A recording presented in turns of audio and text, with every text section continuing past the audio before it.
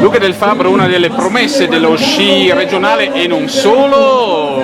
Innanzitutto un bilancio della passata stagione mi pare puoi essere soddisfatto, no? Sì, sicuramente. Non me l'aspettavo perché vincere con i grandi non è, cioè, me l'aspettavo, peccato per la malattia ai campionati italiani, ma Ecco, il più grande rimpianto è quello, poi erano in casa. a me almeno non mi monto la testa mi sono montato la testa. Senti, quanto è servito avere un padre che anche lui ha fatto parte delle squadre nazionali, Andrea Del Fabbro, allenatore della squadra di comitato?